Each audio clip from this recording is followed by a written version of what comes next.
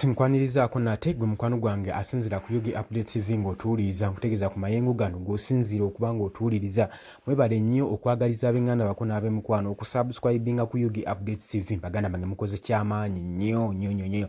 Abagenze ku kyaki mbagaliza weekend ennungi, nammwe abali mu Gandalo mwenna abali emitala w'amayanja Oman, Qatar, Dubai, Saudi Arabia mwebale kupakasa nammwe mbanirizaako nnyo. Kaakati mukwano gwange tebinnaggwa oluvannyuma lwa Speaker Anita Amongo okuvaayo n'ayogerera ebigambo ebiri ivu eri Obuganda saako n'emmwanyi ng'ate akimanyi nti nno emmwanyi n'Abaganda kinya na mpindi. Emmwanyi n'Abaganda abadde akimanyi bulungi nnyo. Akimanyi bulungi nti kabeera kabandi na ndongo. Kaakati yasaagidde mu kintu ekitasaagirwako. Ate bwe yavuddeyo n'alaga nti alina omutima ogw'effutwa eri Abaganda abawulirako obujja, alina kye bayita envi ku mutima. Ate tetumanyi obujja n'obulumi gy'abujja, ng'Abaganda bwe bakwata abantu bano ne babasembeza.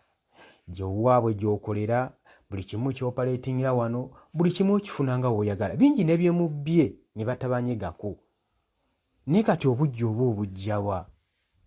Obujja lwakuba nti bingi byobbyemu n'otwala ewammwe kiki oba bibalemye okumalawo. Ffe tubakakasa naye munabba okwenkana ki temulina kye mujja kumalawo. Naye Honorable Betty Nambooze alina bye yatangaazizza Speaker Anita Amongo. Amwambalidde n'amugamba nti gwe Kankusomesse by'otamanyi, era yennyamidde nnyo ng'agamba tetumanyi kye tugenda kuba nga tusomesa abaana baffe ne mu masomero gye tubatwala okusoma tetumanyi, kuba ye agamba tayinza na kuleeta mwana mu Parliament abeeko ne kyayiga ku Speaker Anita Amongo ng'akyayogera ebigambo ng'ebyo. Agamba yeewuunyisa okuba nga Speaker omulamba owa Parliament tamanyi na mugaso gwa mmwanyi mu Uganda, tamanyi mmwanyi kye zongedde ku ekonomi ya Uganda, tamanyi mmwanyi kye zibadde zikola mu Uganda. Agamba nti ye Speaker Anita Amongo amanyi nti nno emmwanyi ziyamba oyo azirima emmanju omulimi.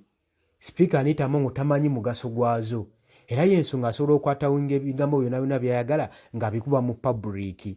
Asobodde okulaba ng'aggyayo kyonna akola ekisoboka okulaba ng'ayisaawo bbiiru eyo ey'emmwanyi, naye nga tamanyi ki kyakola. Abaka bangi abamwambalidde amugambye nti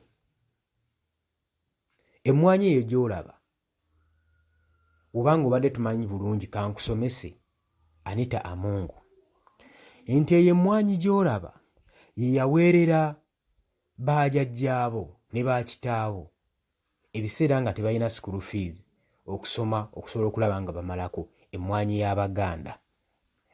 Amugambye nti emmwanyi gy'olaba ey'Abaganda y'emu ye yazimba ekyo ekizimbe ekya Parliament ya Uganda ky'osinziiriramu n'otuulamu n'yogera ebigambo ebifaanaganako weebityo.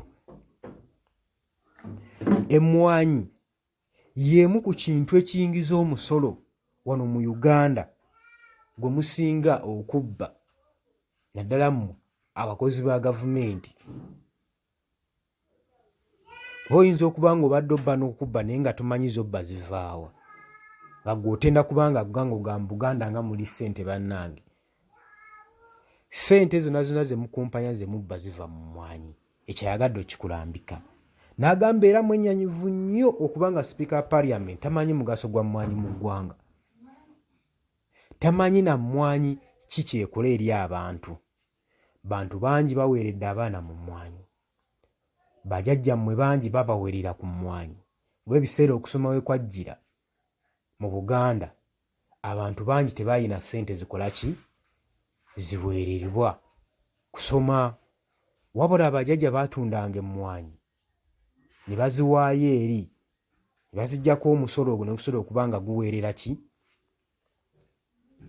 guweerera bajjajjammwe, saako n'okuzimba ebitebe eby'enjawulo, ebizimbe eby'enjawulo omuli ne Parliament eyo Sipiika Anita Among gy'osinziriramu. Nambooze atangazza ebintu bingi era n'amulabula obutaddamu kuzannyira ku kintu kya mwanyi. By'atategeera abireke. Era Sipiika Anita Among ky'abadde alina okukola kyakudduka mu ggwanga. Kubanga abantu bakoowu baakooye kuba baategedde n'ebigendera bya bano abantu. Tebaagalirako ddala Buganda, baagala kusaanyaawo Buganda. Era kati tuli ku bunkenke. Muceekinge ne ku Kabaka mulabe oba gy'ali. Ensonga zino zirinnye enkandaggo. Tubadde tusuubira si we kiri.